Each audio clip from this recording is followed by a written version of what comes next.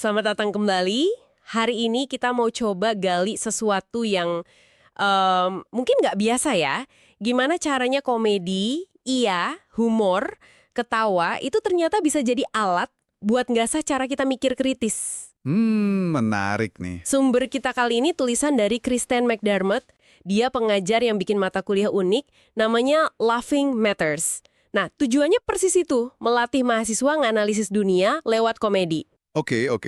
Jadi ya misi kita sekarang ini bongkar gimana sih sesuatu yang kelihatannya enteng, kayak lelucon, meme, atau satir, itu ternyata bisa membuka wawasan soal psikologi, budaya, bahkan politik. Pernah nggak sih Anda mikir, kenapa ya sebuah lelucon itu lucu? Nah, itu dia. Pertanyaan mendasar tapi sering kelewat ya. Pendekatan McDermott ini oke banget sih. Karena dia lihat mahasiswa zaman sekarang itu udah fasih lah sama sarkasma, ironi. Oh iya, kayak gimana tuh contohnya? Ya, kayak celetukan aman terkendali, padahal situasinya lagi kacau balau. Itu kan udah makanan sehari-hari ya di media sosial atau obrolan. Nah, kuliah ini berangkat dari situ. Masuk akal. Mereka udah pakai alat itu secara naluriah ya. Tapi kalau tujuannya cuma buat dinikmati, kenapa perlu dibedah lagi? Apa gitu nilai tambahnya kalau kita analisis? Nah, itu pertanyaan kuncinya. Tujuannya memang lebih dari sekedar ketawa bareng. McDermott ini mendorong mahasiswa buat nanya, gimana sih cara kerja komedi ini? Terus, kenapa ini bisa efektif? Pasti ada yang protes dong awalnya, kayak, ngapain sih dibahas serius kan cuma lucu-lucuan? Ada banget. Awalnya ya seperti yang Anda duga, ada resistensi. Ada yang merasa aneh, mungkin agak kesel juga, karena kesenangannya kayak dirusak gitu sama analisis. Tapi, ternyata mereka cepet juga kok terlibatnya. Cepet tertarik buat gali lebih dalam. Tapi kan ada tantangannya juga ya. Saya ingat kutipan E.B. White itu menganalisis humor itu kayak membedah katak. Sedikit yang tertarik, dan kataknya mati. Iya, tahu kutipan itu. Resiko membunuh kelucuan itu nyata banget. Betul. Belum lagi kalau mahasiswa jadi defensif, merasa selera humornya dihakimi. Misalnya dibilang, oh, humor kamu nggak politis bener, atau receh banget sih seleramu. Persis. Resiko mematikan katak sama perasaan defensif itu ya harus diantisipasi. Makanya strategi McDermott ini lumayan cerdik. Dia mulainya nggak langsung ke yang berat-berat. Oh ya? Gimana tuh mulainya? Dimulai dari humor yang fokusnya ke kerja kognitif dulu, bukan langsung ke emosi. Misalnya, menganalisis puns atau plesetan kata. Atau struktur meme yang simple, kayak meme pandog atau Grumpy Cat ketemu Nemo gitu. Ah, oke. Jadi lebih ke mekanismenya ya? Iya, biar paham elemen dasar kayak kejutan, konteks, gimana kata-katanya disusun biar irit tapi ngena. Jadi, belum nyentuh isu yang bikin baper dulu lah. Oke. Jadi dari mekanisme dasar itu baru naik level ke teori gitu. Betul. Kalau fondasinya udah ada, baru dikenalin sama kerangka teori. Salah satunya, yang cukup populer itu Benign Violation Theory dari Peter Megro. Itu yang gimana teorinya? Intinya sih, humor itu muncul pas ada sesuatu yang melanggar norma, ekspektasi, atau aturan.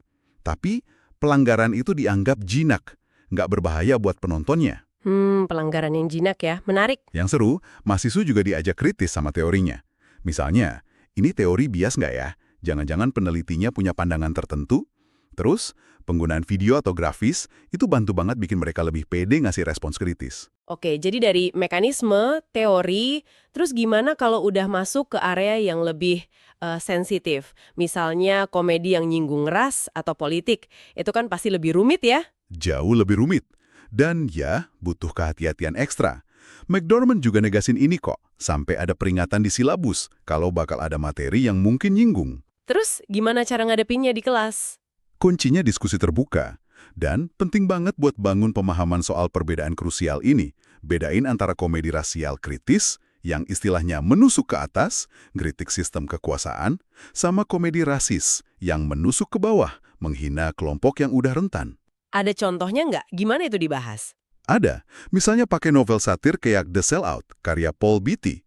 Novel ini sengaja pakai humor yang blak-blakan banget, absurd, kadang ofensif, buat bongkar isu rasisme di Amerika. Terus? Nah, Bingkai komedi ini, kata McDermott, justru bikin diskusi soal topik yang super sulit ini jadi mungkin. Mahasiswa nggak merasa diserang personal, tapi bisa fokus menganalisis teknik dan tujuannya. Oke. Kalau humor politik gimana? Itu kan seringnya bikin kubu-kubuan ya. Nah, itu dia. Polarisasinya tinggi banget. Jadi strateginya di sini bukan fokus dukung atau serang kandidat A atau B, tapi lebih ke analisis siklus pemilu yang udah lewat. Atau lihat gimana sih cara kerja satir politik itu dalam ngebentuk persepsi publik. Contohnya? Contoh bagus yang dipakai itu episode Black Mirror, yang The Waldo Moment. Oh, yang karakter kartun biru nyinyir itu terus jadi politisi. Iya, yang itu. Itu jadi studi kasus yang bagus banget buat diskusiin bahayanya humor anti-otoritas yang mungkin kosong gitu ya. Cuma ngerusak tapi nggak nawarin solusi. Dan gimana kemarahan kayak gitu bisa dimanipulasi dalam politik. Wah, dalam juga ya pembahasannya. Iya, jadi mikir konsekuensi dari sekedar tertawa menentang itu apa. Jadi setelah lewat semua proses ini, dari bedah meme sampai analisis satir politik, apa sih hasil utamanya buat mahasiswa? Bekal apa yang mereka bawa pulang? Yang paling inti sih kemampuan buat membedakan. Jadi lebih peka, ini humor cuma buat lucu-lucuan aja, atau ini satir yang punya sasaran kritik. Terus juga, belajar misahin antara niat si pembuat komedi sama gimana audiens nerimanya. Kan bisa beda banget tuh. Oke, jadi mereka punya kacamata baru ya buat lihat komedi. Bisa dibilang gitu, mereka jadi punya kosakata analitis buat ngejelasin kenapa sesuatu itu lucu, atau nggak lucu, atau gimana dampaknya. Bukan berarti selera humor mereka harus berubah ya. Tapi kemampuan analisisnya yang jadi lebih tajam. Betul banget. Ada kutipan mahasiswa yang menarik. Dia bilang, jadi ngerti gimana caranya sebuah sketsa Amy Schumer itu berfungsi sebagai satir. Nggak cuma sekedar, oh lucu, terus udah. Ada juga mahasiswa lain yang ngerasa belajar merasionalisasi humor ini penting buat generasinya, yang kadang dianggap gampang tersinggung.